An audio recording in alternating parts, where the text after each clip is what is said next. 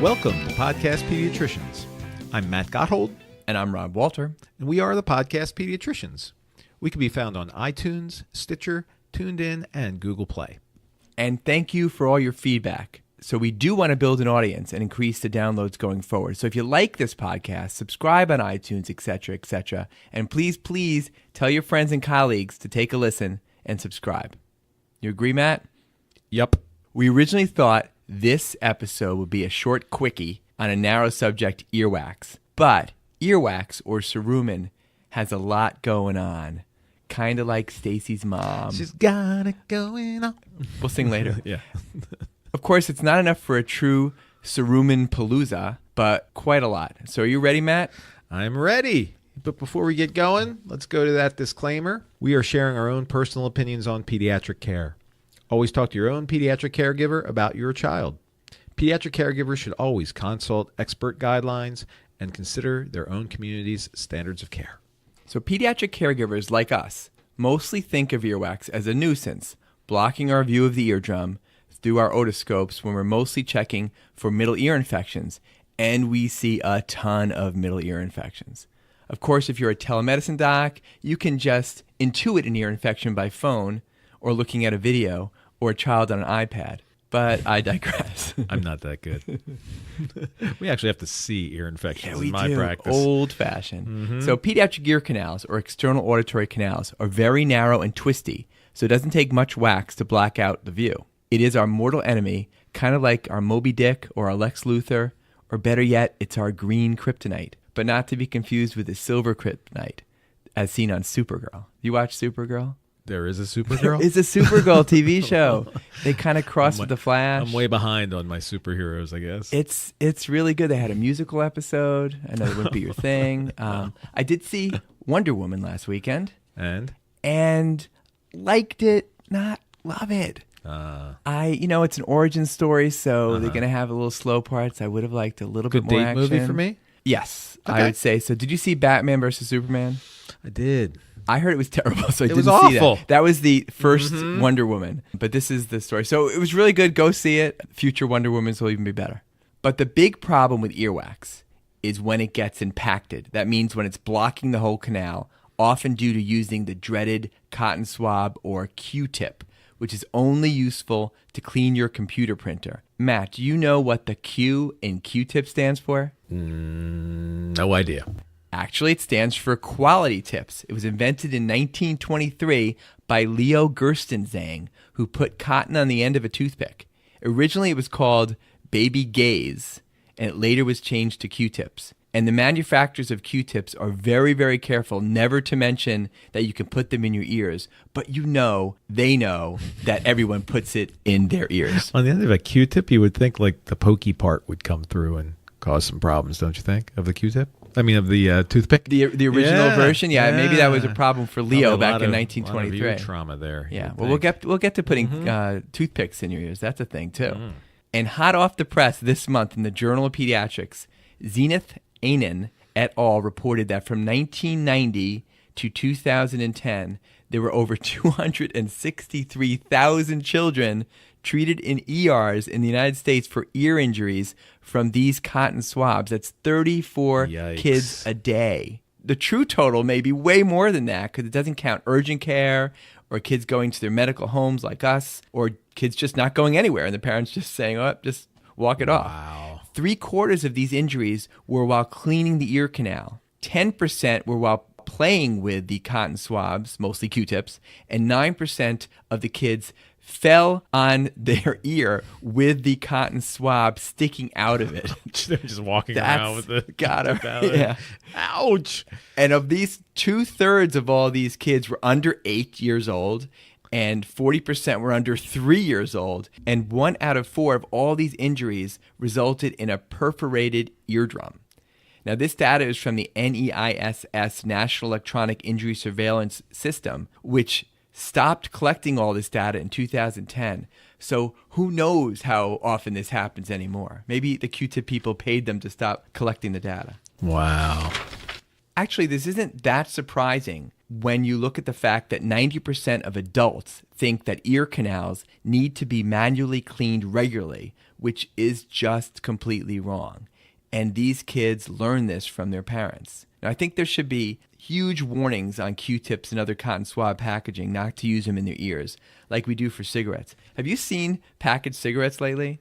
I don't really buy cigarettes, but they're like, you will die if you take this. And there's big skull and crossbones. And Yeah, I'll take a carton. I'll take some cancer sticks, a couple of cancer sticks. I always tell parents that the way I imagine that Q-tips will work in smaller kids is like a musket. I think we were all taught that, that if you put the Q-tip into the ear, it's almost like a ramrod. So you may come back with a little bit of yellowish debris that's very satisfying, as a parent, but you're really packing the rest of the stuff in and up against the eardrum. Packing that black powder. And since we're Absolutely. Delawareans, that DuPont Company black powder from the 19th century and Civil War, packing against the ear. So if you're a parent out there listening and you have young children in the house, I bet you have Q-tips in the house.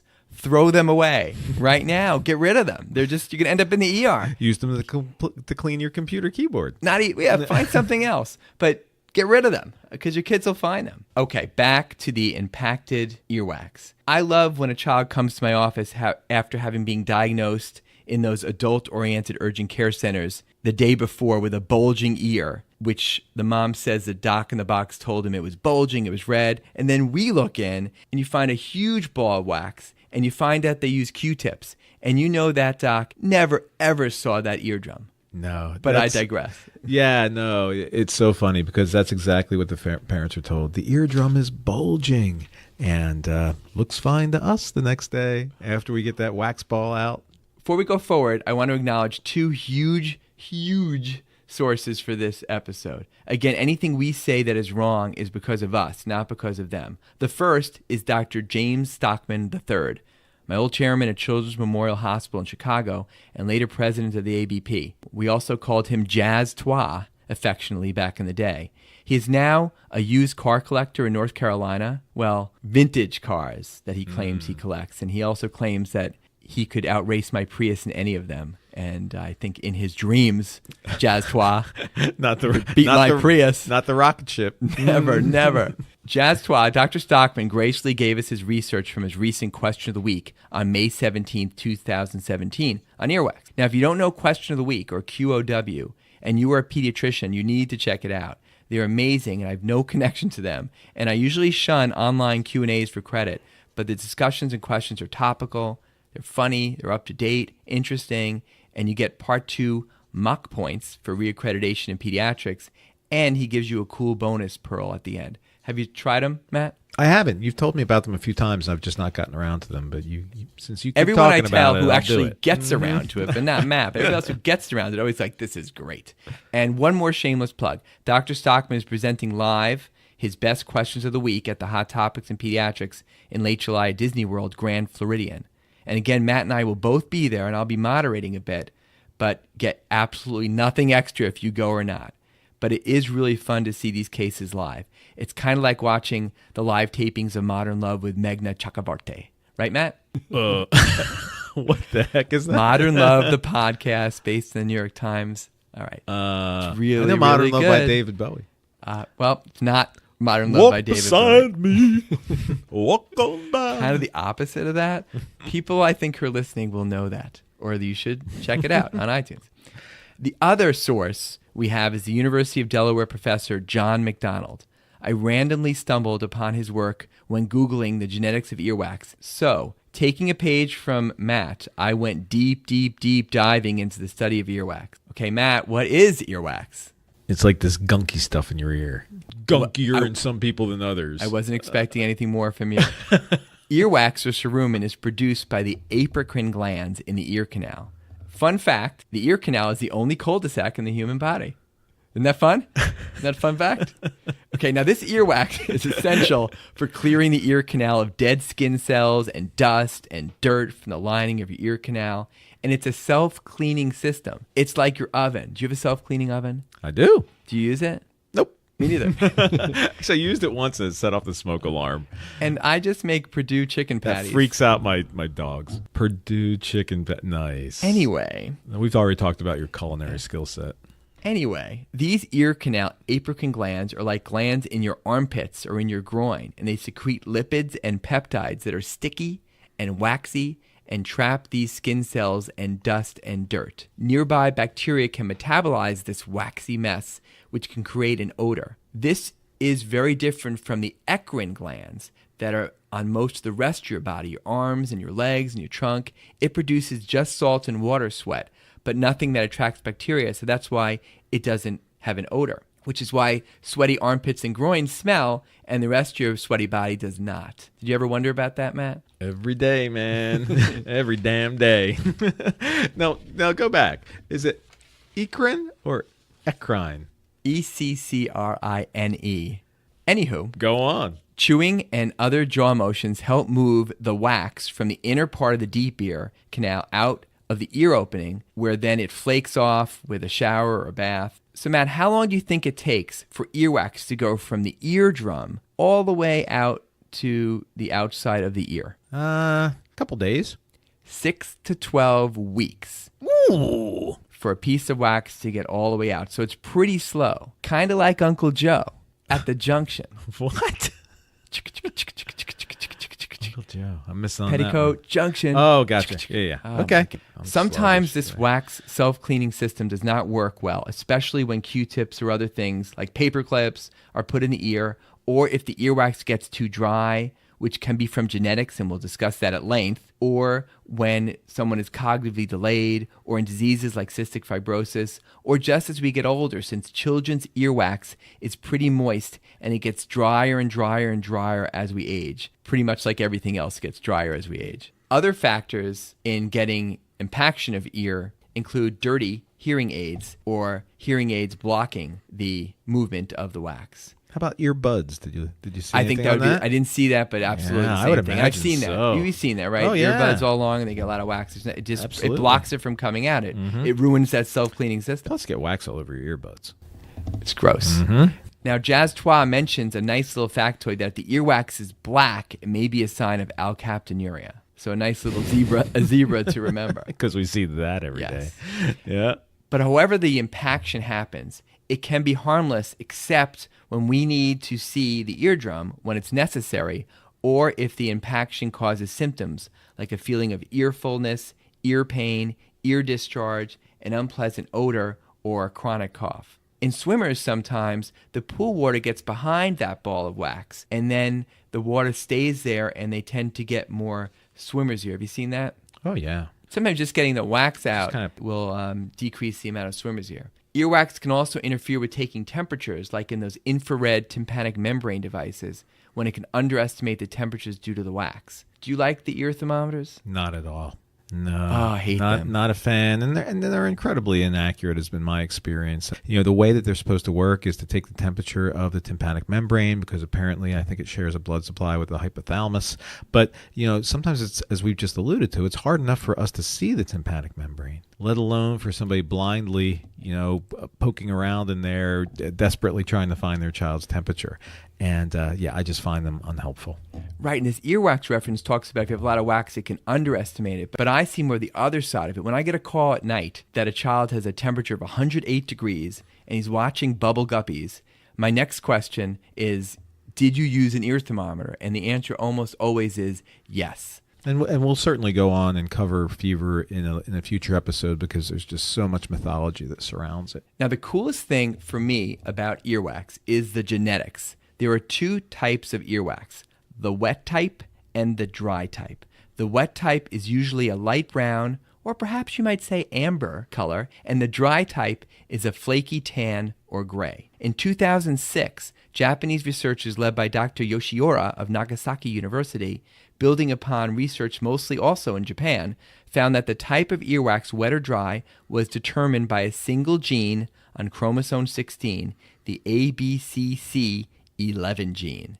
This is a single locus two allele trait. Simply put, you get one wax gene from your mom and one wax gene from your dad, and the wet gene is dominant. So if you have two wet genes or one wet gene and one dry gene, you're going to have wet wax. Only if you get 2 dry genes, or 1 dry from each of your parents, will you have dry wax. The first humans in Africa 50,000 years ago had the wet gene only, but the dry, flaky, recessive dry gene mutation occurred somewhere first in East Asia about 10 to 20,000 years ago and was associated with cold climates. And perhaps this mutation survived because the drier, harder wax offers protection of the eardrum from dust storms on the steppes of Mongolia. Now, I added the Mongolia part because Matt and I both love the Mongols and Genghis Khan and Dan Carlin's Mongols. hardcore history. Genghis or Genghis, you decide. China or China, I don't know. You decide.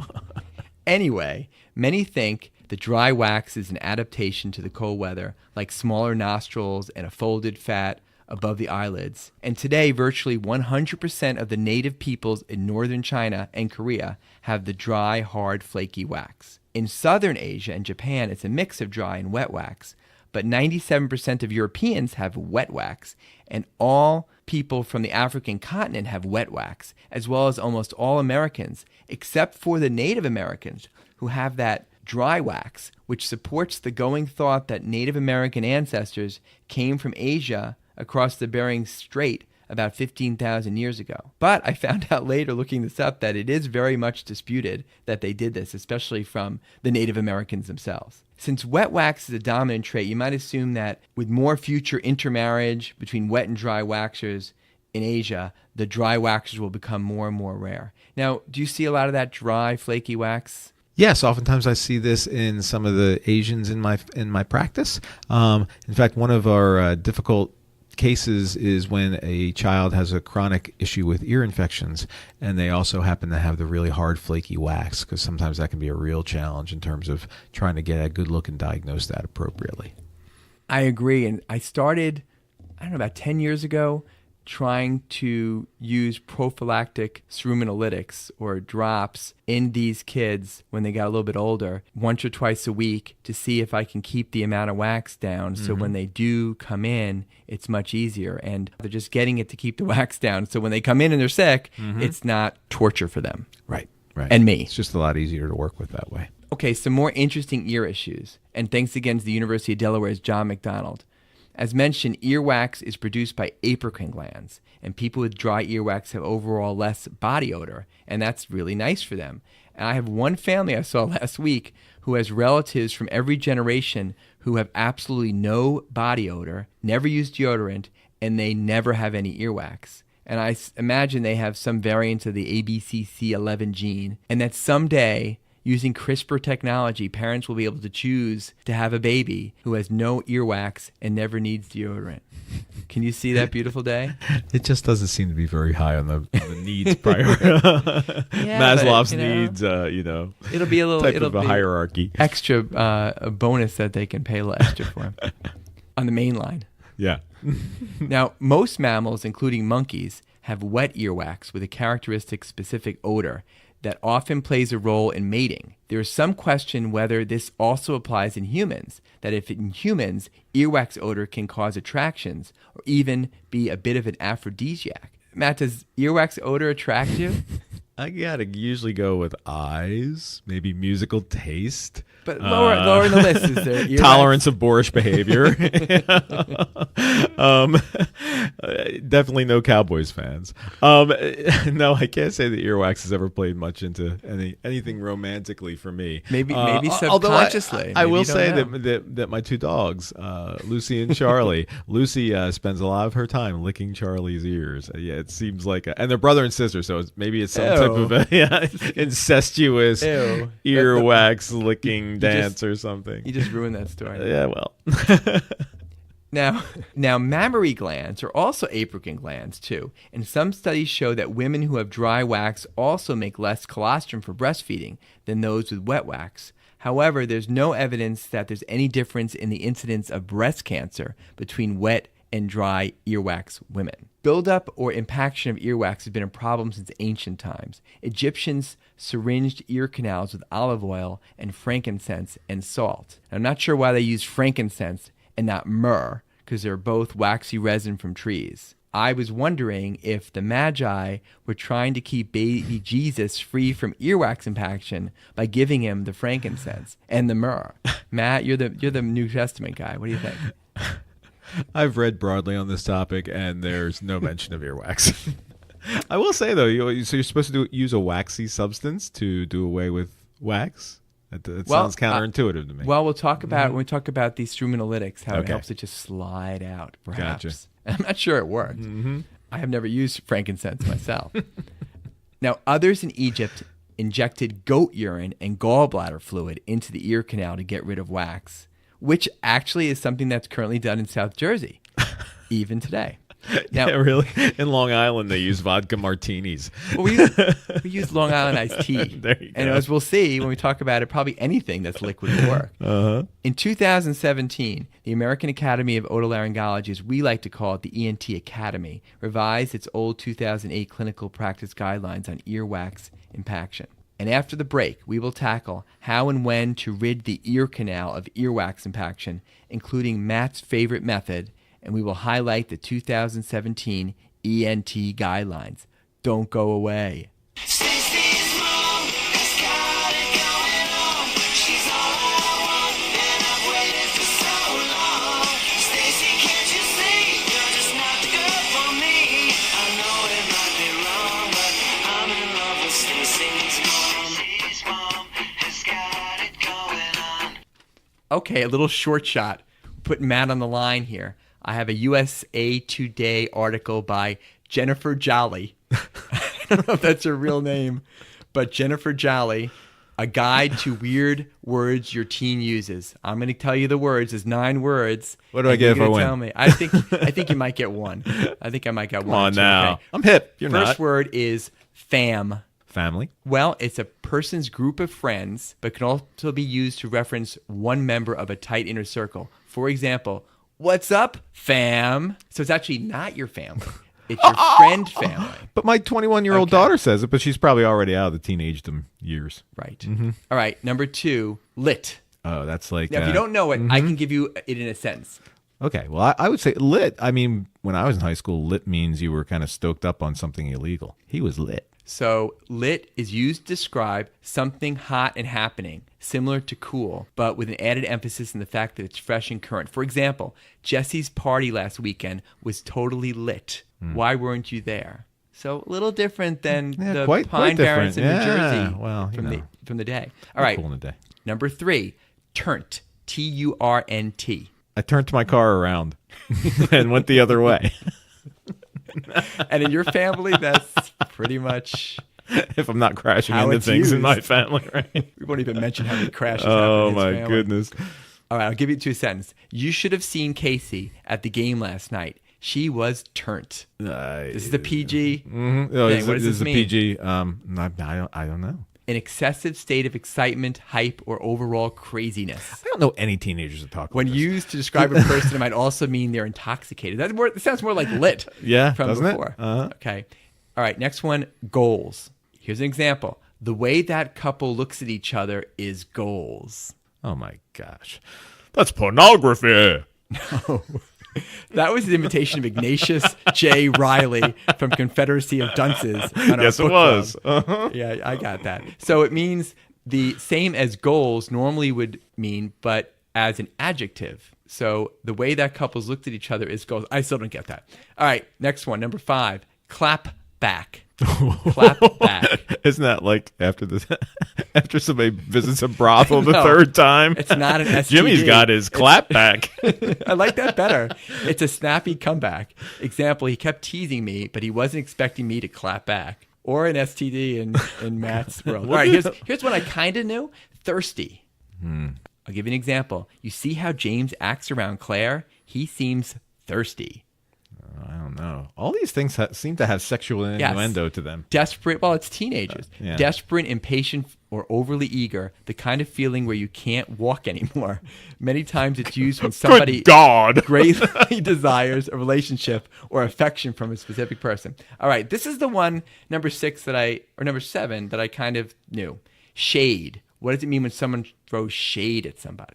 I guess it's somehow dampening their brightness. Is it like... No, it's an insult or a diss. Oh. So the example was Kanye just threw some shade on Jay-Z on Twitter. This is going to be great.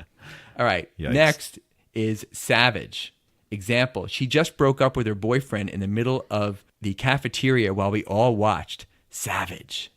Like brutal, like disturbingly nasty. It says something a person says without a filter. It means you don't care what the other people think. Ooh. So she broke up in the middle of the cafeteria. She didn't care that everybody watched it. Huh. All right, last one. And this has actually been kind of political in some signs and things. It's woke. Example, if you care more about the Kardashians than the national housing crisis, you need to get woke. Woken up. Woken, alert, aware. Aware. Okay, good. It means you're knowledgeable, aware, and with it. You're not naive about the topic at hand, and you're above all smart and tactful. It's the opposite of ignorance. So you got that one. You got woke. It's because I'm woke. Matt got woke about teen lingo. I'm not sure which teens are using this lingo. I don't know that I've heard any of those phrases, although I don't hang out with teenagers much aside from in the office where they're on their best behavior. Well, I hope usually. not. But either on their best behavior or on their phone. maybe Delaware teenagers aren't using these words, or maybe nobody's using these words. Right. Maybe Maybe Jolly. Jenny Jolly's using these words. Maybe. All right, that's our little short shots. We'll be right back.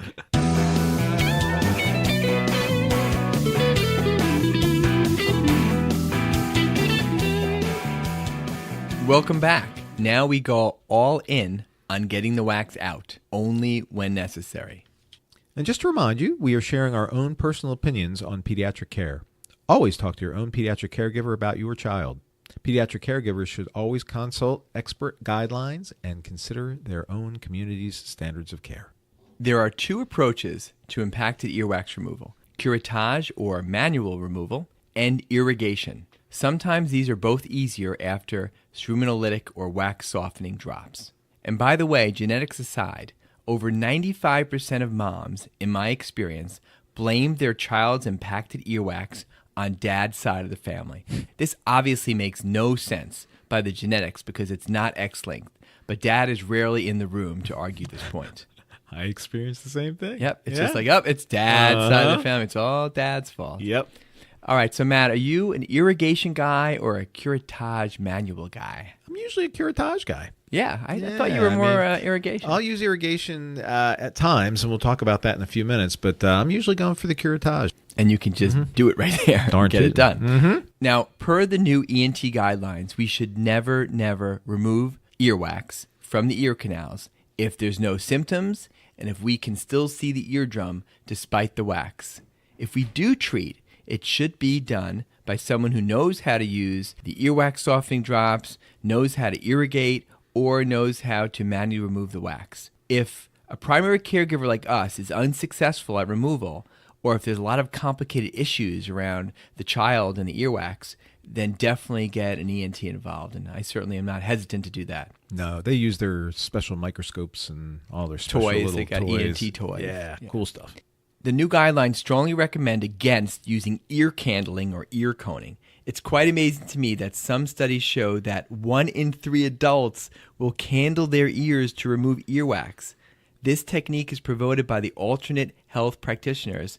Again, see Groundhog Day the musical for their take on alternative care. 1 in 3? 1 in 3. Well, wait a minute. Do you know anybody who does this? But I don't like personally. I read 1 in 3.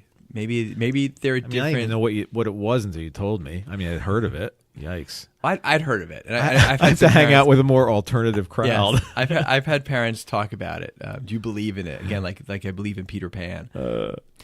This ridiculous ear candling entails putting a half-hollow candle into the external auditory canal and lighting the opposite end. The theory is that this creates a vacuum that draws earwax and impurities out. And when you do it, you get this brown, waxy substance at the stub of the candle. However, studies show that there's no negative pressure at all generated by candling. It does not remove earwax at all. And it's crazy. And especially if you think of putting a hot, flaming candle next to a young child's face. Wow. I guess it's like the candle version of cupping or something like that, right? Where you heat up a vessel, a hollow vessel, and then as the air, I guess, gets colder, it will cause a negative pressure, right? Right. Huh. Right. And do you see cupping very much? That's complex in its kookiness. Do you see cupping very much? You know what? My daughter has experienced it as a college athlete.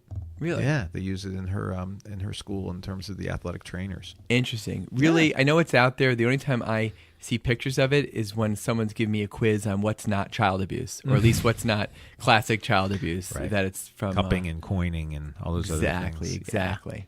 Now, the irrigation or flushing technique, as we'll call it, is also not a benign procedure. Normal eardrums can rupture if exposed to pressures of 0.5 to 2 atmospheres above ambient pressure. This is a very wide range, and with atrophic or thin eardrums, it may take even less pressure. Irrigation can also damage the middle ear and the tiny bones and ossicles. Nice trivia question, Matt. What are the 3 smallest bones in the human body? The ear bones. We know that. Exactly. Mm-hmm. The incus. Wait a minute, I know. Yep. Go. The malleus, the incus, and the stapes, or the hammer, the anvil, and the stirrup. Nice. In that order, by the way. From the eardrum in. Yeah, man. Courtesy of stuff. Hahnemann University That's Medical right. Now School. May it Drexel. rest in peace. Yes. And obviously, we didn't even say this. You know that Hahnemann, I think it's named after the Hahnemann who invented homeopathic medicine. Yes, it is. So you must be so proud of that, Matt. I think it's an interesting history. The smallest muscle in the human body is also in the middle ear, called the stapedius. So now you know. Mm-hmm. When flushing the ear canal, you should always use room temperature or maybe slightly warm water. If you use cold water, it's like doing something called the cold caloric test, which tests to see if your ear nerves are working and can normally cause nystagmus or rapid movement of the eyes, plus severe dizziness and low heart rate in a normal person. It's also used to check for brain death in the intensive care unit. So don't use cold water. Do you use cold water, Matt? Only on the kids I don't like. Nice. Also, it's crazy to have their eyes going back and forth. As an aside, Matt does not do that. No, I don't. But again, see disclaimer. Also, never irrigate ear canals in children under 18 months of age. Now, I guess I do follow that. I don't think about it much, but I'm really not irrigating kids that young. No, I don't think I do that either. And that's when we're going in, manually taking the wax out. Also, avoid ear canal irrigation if there's ever any problems doing it in the past. And other specific reasons never to irrigate the ear canal include any history of vertigo, which is a sensation of spinning, any middle ear infection in the past 6 weeks, any history of ear surgery except if you had ear tubes that have fallen out over 18 months ago, any type of thin or weak eardrum, any history of cleft palate, repaired or not, even the slightest hint of swimmer's ear or otitis externa, if there's any vegetable matter in the ear like a bean or a pea, and it specifically mentions do not use water irrigation if there's a hearing aid battery or other battery in the ear canal. Like, duh, who would say, there's a battery there, let's throw some water on it. Sure. And Matt, you love your foreign bodies. I do. Foreign bodies are good stuff. You have that old suction thing. I do. I have a very cool old suction thing that was bequeathed to me by my predecessor, Dr. Hawkins. Forrest. Forrest. He's awesome. And so he left behind in his rush to get away from me a very cool suction machine that works on the premise of covering a little suction hole with your finger to develop pressure. And then you use that on a foreign body, pulls it right out when it's attached to a suction machine. And I couldn't find one of those things. I think they stopped making it in 1947 or something. But How much money do you have in your wallet? It is. I'll look on eBay for it. When I do irrigation in the office, we use the oral jet irrigation on low pressure, despite the fact there's been reports that there is damage potential when using these oral jet irrigation techniques for the eardrum. And when I say I use, I mean my nurse does it. I don't do it. We do have special ear irrigation devices that snap onto the end of the oral jets to decrease the pressure of water. Do you have one of these things? You throw your nurse under the bus? Like, oh, if something goes, oh, I didn't say to do that. I don't mean I don't stand by it completely. See, I like to do it. I think it's, we pediatricians have few enough procedures, So I actually like to do an irrigation. I like irrigation. I like procedures, but I don't want to get wet in the middle of the day. Oh, my gosh. I leave the room. Man up, dude. And I don't know, and then I come back. All right. Now, speaking of getting wet, Dr. Stockman, in his QOW Question of the Weeks, found a wonderful case report of using the Super Soaker Max D 5000 to irrigate the canal. A group of family medicine docs in Canada found this to work very well. I can just see this like Canadian family docs having a Super Soaker saying, let's just stand back, Yeah. The cost of the hand pump that's on these Super Soakers, you need to be at least 2 or 3 inches from the opening of the ear canal, which leads to significant backwash. So you get really wet, but it's got to be a lot of fun to shoot a Super Soaker at your patients over 18 months. And it's less than $20 on Amazon. Wow. So I just looked this up, and apparently the Super Soaker comes with a backpack. So you can do ear irrigation all day long if you want to. Yeah. It'd be like Ghostbusters, where you can come in there with a backpack. And this really does seem to be a bit violent, from the standpoint of the... maybe they have tougher eardrums up in Canada. I don't know. Do you watch hockey? Not a lot, but I get it that the Canadians are some tough folks, that's for sure. Yeah. Oh my goodness, I'm looking at this thing. It looks like it's definitely something out of a sci-fi movie. I know. Wow. So when I do this in the office, I will actually use something that the office had initially acquired to be an adjunct to breastfeeding. And so there are these small... You use a breast pump? Nice, Matt. That's actually what I hook that little suction machine to. I never knew what those were. But if they have dry wax, you don't have to worry. That's exactly right. But I had started to use these after we had acquired these syringes to facilitate breastfeeding. The syringes themselves are very tapered. They're about 12 mLs. And we would have moms put their breast milk into the syringe and then use the tip of their finger to approximate a nipple and actually have the babies feed directly from the nipple finger contraption. Like a lot of the lactation consultants will use that little tube thing. It actually ended up being a really onerous thing to try to do. And so we abandoned that idea. But because we had a box of 50 laying around, we had to find some use for these things. You paid for them. Absolutely. And we hate to waste here at our office. So I figured out that these things would actually create a great and just sturdy enough stream to irrigate an ear. And so I've been using these now for years. The brand name that I use, it's called a Covidien, so Covidien, and they're called Monoject Curve Tip syringes. They're 12 mLs and they're a box of 50, and I don't know how much they cost, unfortunately. But the curve is perfect, right? Because then it curves right into the ear canal, and you absolutely. So you can still get a view, and there's enough of a curve so that you can essentially approximate it up close to one of the walls, and you're essentially flushing from the back out. Nice. And it works beautifully well. I just put a nemesis basin right under the child's ear, put a little the blue pad things. You put them on one of those on the shoulder so that they don't get too soaked, and you flush away.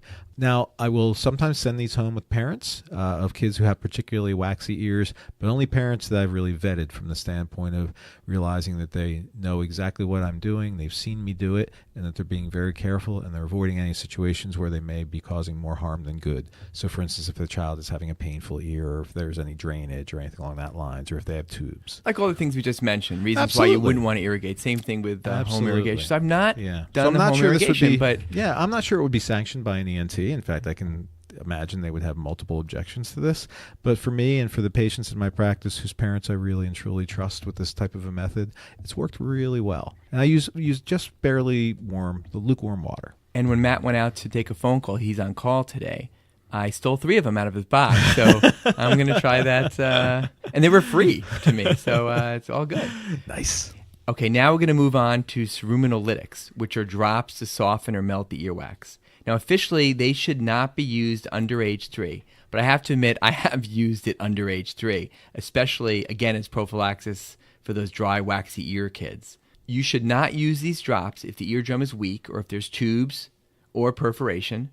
Now, over-the-counter drops include Debrox, which is actually approved just for 12 and older, but again, we use a lot of stuff that's not approved for the age, and I've certainly broken that rule. Now, Debrox has carbamide peroxide as its active ingredient. And you're supposed to use 5 to 10 drops twice a day for up to 4 days. When this liquid hits the wax, it releases oxygen, causing a foaming and a crackling, popping sensation. You can also use mineral oil, baby oil, hydrogen peroxide, or even Colace, a stool softener. That actually works really well. There has been studies showing that just using water helps just as good as anything else.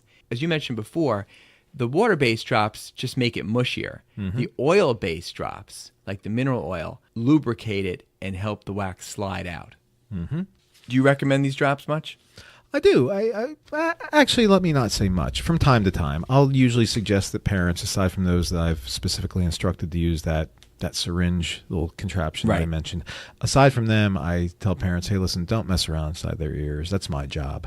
And if something needs to be removed, I'll be taking care of it for you. So unless it's really been a chore for me to get the wax out of the child's ears, I generally don't even mention the drops. If it has been, then I'll mention Debrox. I do mention hydrogen peroxide, although I tell them that personally I'm not sure I would want to hear all that foaming in my ear. And for a lot of the kids, it's just enough to drive them crazy. So I don't use it a lot, I must say. And I think we both agree that if you have a wall of wax, like the Beatles' wall of sound, then putting drops in there is going to do nothing. It's just going to hit this wall and come right back out. So it's not going to be enough. All right, lastly, curettage or manual removal. This should only be done by healthcare workers, and I like to use the harder plastic curettes that are part of the Bionics kits that include that little battery-powdered light that you can sometimes see in the canal. Occasionally, I find the light helps with big kids, teens, and young adults, where I can actually see the wax and I can see getting my curved tip around it to pull out. But for the little kids, the light's not helping at all. They're just too narrow, it's too dark, and just like with other curettage methods, you go by feel and experience over decades of how deep the ear canal is. And this is a really learned skill. I'm much better at taking out wax in little kids now than I was earlier in my career. I try to put the angled tip of my wax removal past where I think the wax is and slowly angle back while I'm pushing out to see if I can bring that wax out. And the best result is when you get it all in one ball and you're not just taking piece after piece after piece out. No, it's funny because I tell parents in my practice all the time that this is one thing that almost kept me out of pediatrics. I wasn't sure if I could dig ears out for the next 30 years or so, just because oftentimes the children just, especially the younger they are, they go crazy with crying. And it's a very difficult thing to secure them sometimes. We're going to talk about that in a second. But yeah, this was really for me a big hump I had to get over in terms of realizing it was going to be a large part of my practice because we in pediatrics need to see the eardrum. We can't just take a guess. One rule I always try to follow before I take wax out, especially in a young child, is telling the parents beforehand that the skin of the ear canal is very delicate and sensitive, and sometimes when we get the wax out, there can be some bleeding. You never want to warn them about that after it starts bleeding. That's never a pleasant conversation when blood is dripping out of little Kimmy's ear, which is rare, but happens. And then you're like, oh yeah, by the way, there might be some blood. Yeah, it doesn't happen often. Oftentimes it happens with the harder wax, especially as we're trying to very subtly but firmly tease it out of there. I know, Rob, you tend to use the plastic curettes. For the ones that are a real challenge, I actually use metal curette. I used to use metal. And there's a specific type that I like that seem to be hard to find. Most of the metal curettes are kind of one single piece of metal, kind of in a circle. There's one, once again, this was, I think, bequeathed to me by my predecessor, Dr. Thank Hawkins. You, Forrest. Thank you again. But it actually seems like it has almost like a little wire loop on the end. But it's a stiff wire loop, and I find that to be very, very helpful. But there's only one in my office, so I guard it, intently. I had one of those in residency in Chicago, and I cleaned it. I kept cleaning it over and over again. It works guarded beautifully that. well. We both agree that the key to successful manual earwax removal, and for that matter, any eardrum exam, is not necessarily the equipment, it's holding the young child still. And I have them sit in their parents' lap on the table facing forward and have the parents give them a big hug, trapping both their arms while I hold their head. Now, I find in general, dads are terrible at holding their children for ear exams. I always want mom, if at all possible. I don't know if they're just worried they're going to crush their child, but they get all spaghettied arms, and the kids always get their arm free, and they start pulling my hair, and more importantly, hitting my arm while I'm looking in their ear, and that could be dangerous. Yeah, I actually like to lie them on the table, kind of regardless of their age, because that eliminates one of the dimensions for me. And so that way I only have to work with right, left, up, down, and I don't have to work with, kind of the in and out movement of having somebody a little bit less secure. So I'll actually lay them on the table, have the parents hold their arms, and tell them I'll get the head, and then I essentially will pin the child's head down and manipulate it to my advantage. That's it. I used to do that in residency, and I stopped doing that. I like them sitting straight up, but also maybe just for me, but the ergonomics, and maybe your back is stronger, but years of leaning over on the table, digging out wax is tough. So now you have the do you have the standard tables in your office? I haven't seen. Ours are pretty high. Yours are really high. Yeah, well, we made ours ourselves for just this reason. So we actually use, I think it's Home Depot kitchen cabinets, and then we build platforms on top of them that we put foam on, and then the vinyl over that. So we did that because myself and my original partner are both on the taller side. And so we wanted to save our backs. That's one sage piece of advice that I was given by one of my mentors, Dr. Katzman. Thank you very much, Ed, who told me when I spent some time with him as a senior resident that, Matt, make sure you protect your back because you're going to be doing this for a long time. A couple of back surgeries later, I actually had a physical therapist come out to my office. He made me walk through everything I do during the day. Wow. And just little things like having the desk pull out so I don't have to turn when I'm taking history from a patient, and sitting on a wheeled stool that adjusts height very easily. So even when I'm doing stitches and such, so I'm not bending over. Right. It really makes a difference. At the end of the day, I don't have that ache. Yeah. Now, I will say, despite the fact that I just mentioned that for ear cleaning, I will lay the child on the table, usually up until about 3 years of age or so, aside from the newborn in the first couple months or so, I'm almost always examining a child on their parent's lap. I really find it to be so much more helpful. They're happier. The parent can assist me in terms of deflecting any blows to my head. Are the parents up on the table? No, I actually leave the parents in their chair oftentimes, and I'll sit on a stool. So again, our tables are really high, so it would be difficult for a parent to get up on there necessarily. And so it's just better for my back if they're on their parents on the table. But sometimes the parents look at me like, "You want me to get on the table?" They're 8 months pregnant. I'm like, "Can you try, please?" My back hurts a little bit. We go back. So occasionally I'll do it on their lap. Your sadistic side coming out again. Exactly.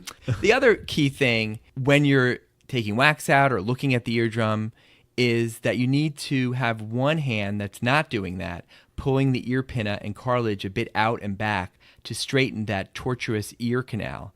And then the hand removing the wax, or even the hand holding the otoscope, should have a pinky or something against the child's head. Yes. So when the child moves, you don't impale them. Yes. Yeah. I try to run through that with any of the other health caregivers that we train in the office, whether that be residents or whether that be nurse practitioner students, in terms of, when you hold an otoscope, like you're shaking somebody's hand, you don't have an awful lot of control over exactly. it. When you hold it, again, my favorite way to do it is with my pinky out, as Rob just mentioned, really so that my hand will move with the child's head, and so we don't end up with poked ears and lacerated ear canals and all that kind of stuff. Exactly. It's the first thing I look at when residents and students come in. Not only if they are supporting their hand against the child so they don't hurt the child, but also putting the otoscope upside down. Yes.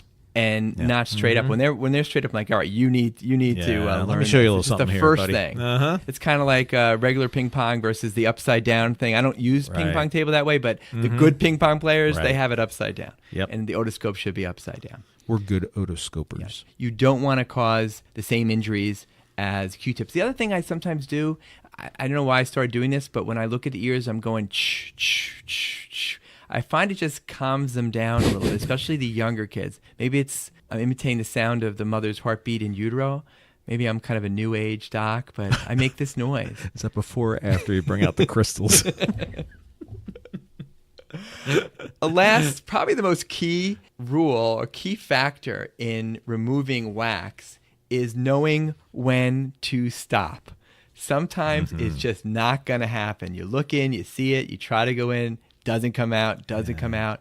Karma's not with you. You just need to stop sometimes. And which leads to the point, as much as we're saying about you need to see that eardrum, Matt, have you ever diagnosed an ear infection without actually seeing the eardrum because of wax?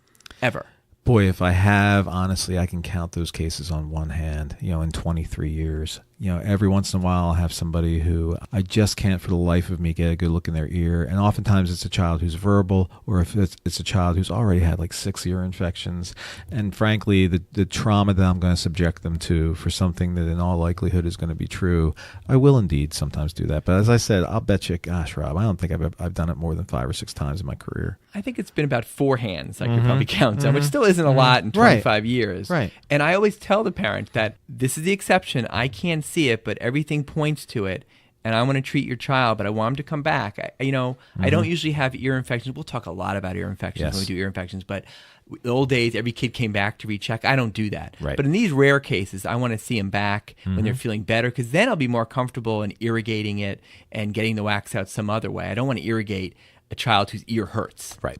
And may, for instance, be perforated behind a load of hard wax. So we never know. Exactly.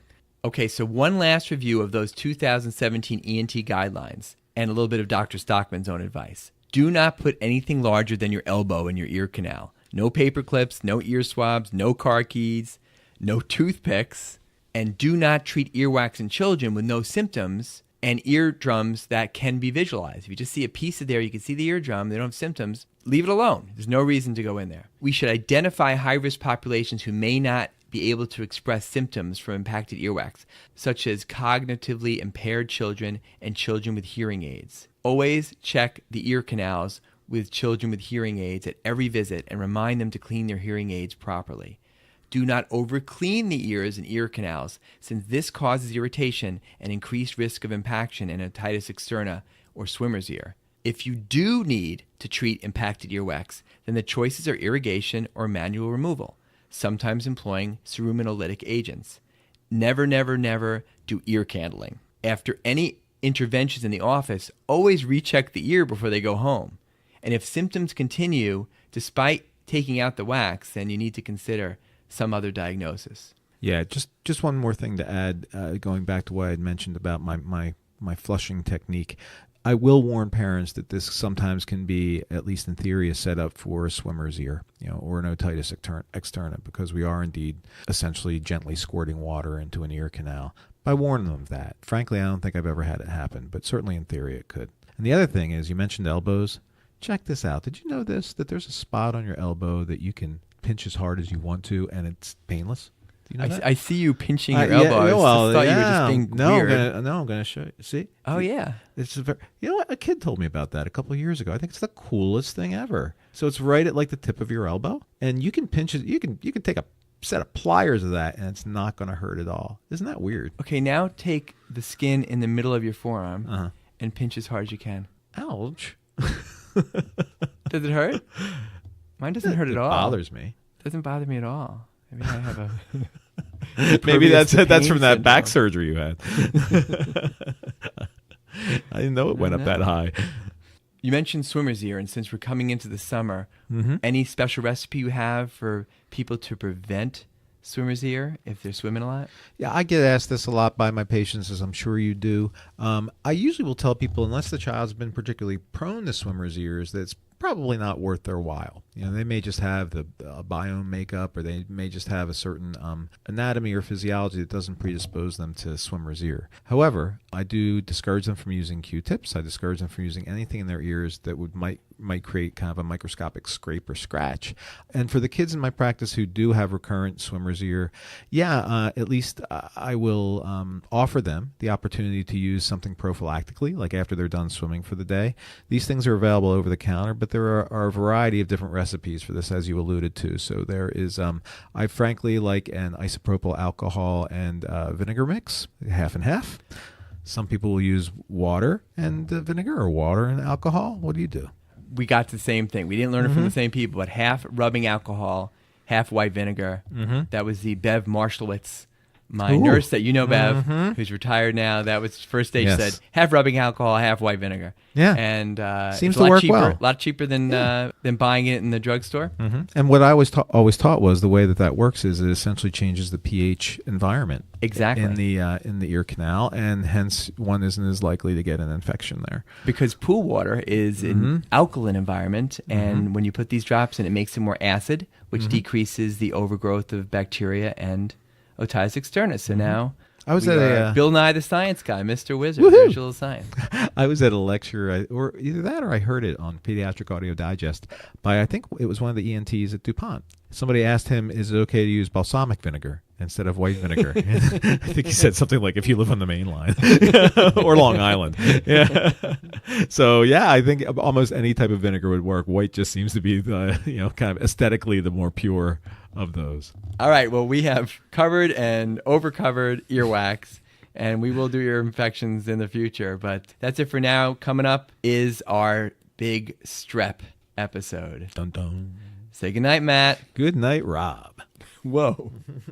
There's a little hotel called the Shady Rest at the Junction. Petticoat Junction. It's run by Kate. Come and be her guest at the Junction. Petticoat Junction. And that's Uncle Joe. He's moving kind of slow at the Junction. Petticoat Junction.